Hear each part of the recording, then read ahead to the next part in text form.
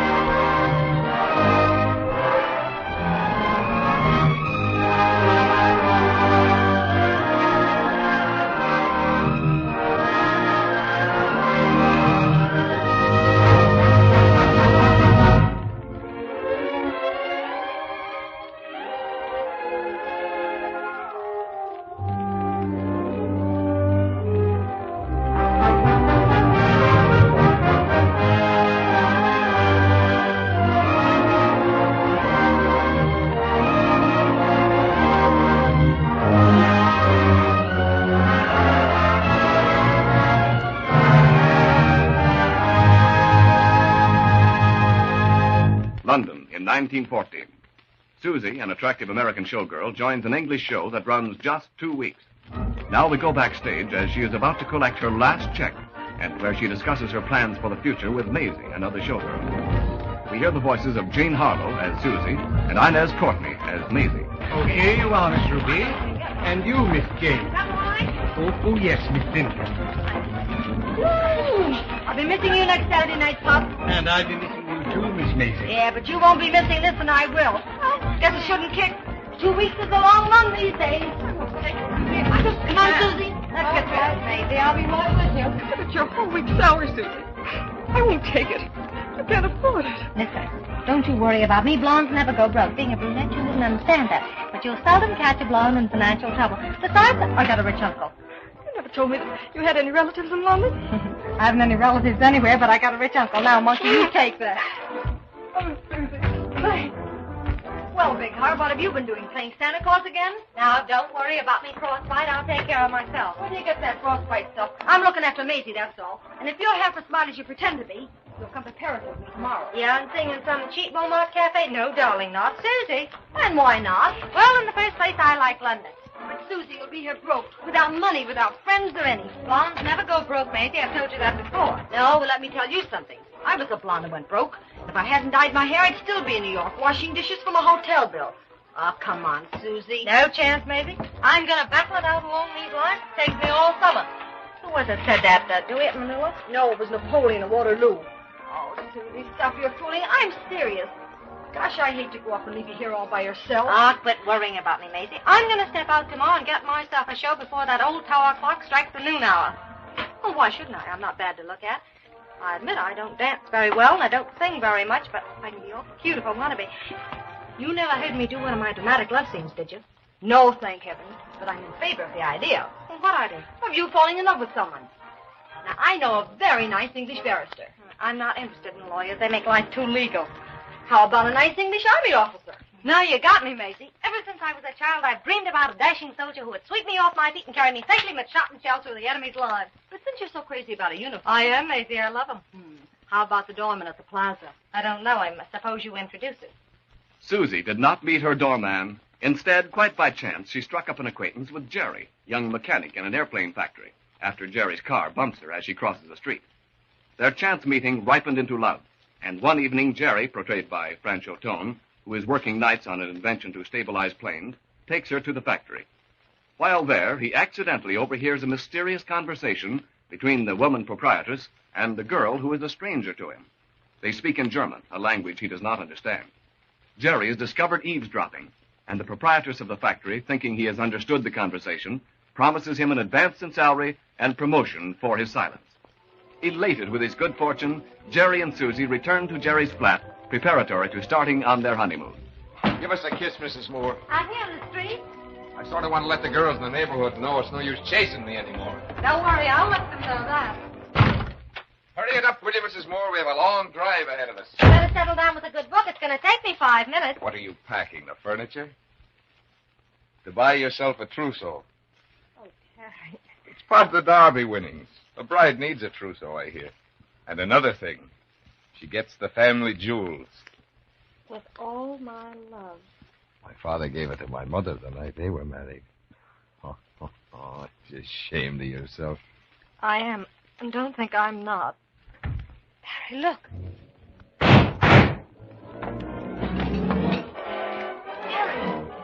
Terry! Ah! You killed him! Tommy, quick! Moore's been shot dead by his woman. Call the police, quick!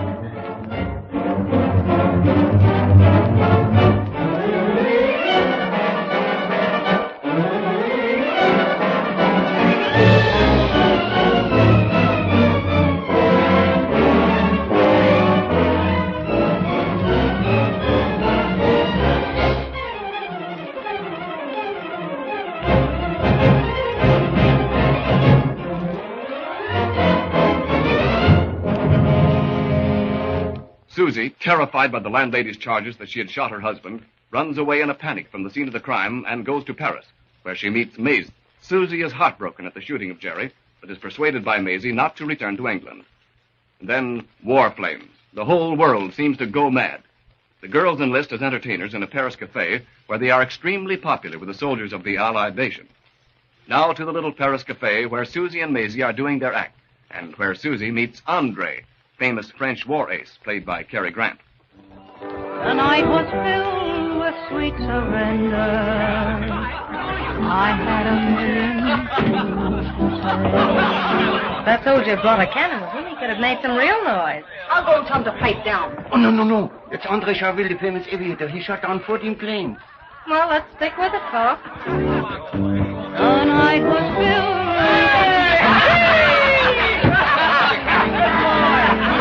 That's a pretty girl, the one who's singing. Yes, what's she look like, blonde or brunette? Blonde. Fat or thin? Next, but in the right place. And tell me, darling, by the way, when I see Sorry, you. I'll not interfere with my drinking. What I'll do, I'll take a chance and dance with her. I saw her first. Oh, no, I heard her first. I'll match her. Hey, wait a minute, Romeo. I'll match you. Come on. Ready? Tail. Is she very pretty? I said so. Take another look. Ooh, la la la la. Still there. Here we go. Just how mad about you. The blonde. Yes. For blondes, I always use gold. Gold. Here we go. Were in my arms. I knew All right, I'm sorry. Go on, take that big one. What did I say? She doesn't sing all the time, does she?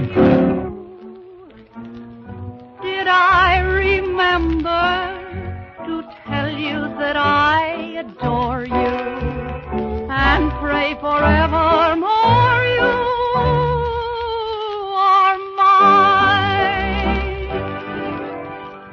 Charming. How do you know? You didn't hear it. Mademoiselle, I assure you I heard every word. Let me convince you. Sit here, will you? Play it again, gentlemen. You be the audience. Did I remember to tell you you're delightful? You're everything I'd want you to be. Your eyes are lovely and far beyond comparing, especially when they're glaring at me. I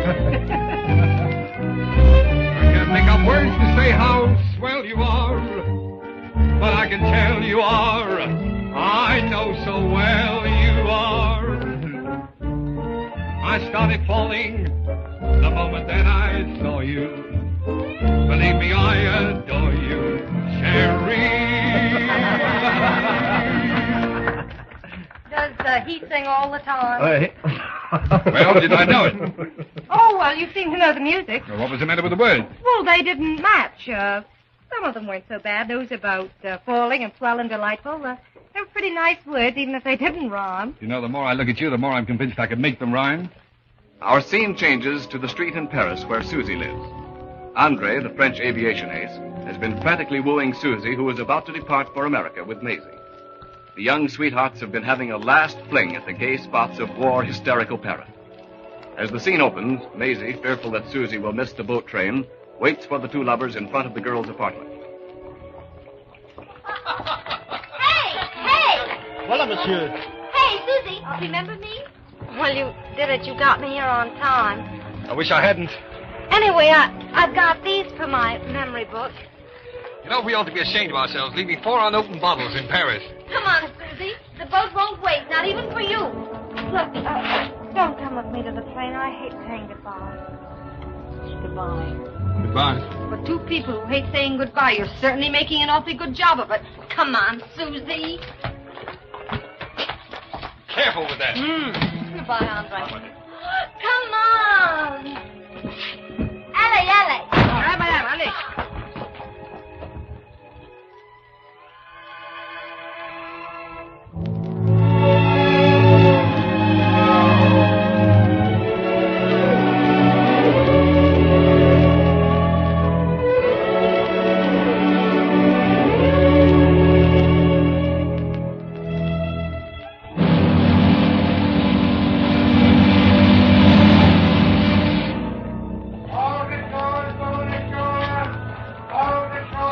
Reservations for deck chairs. Sunny side all the way over. Get them while they're hot. Well, if it isn't a flying pigeon again. How about a deck chair?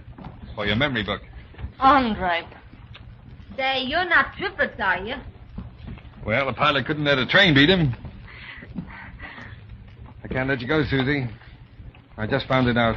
I can't leave you, Andre. I've known it all along. I can't leave you.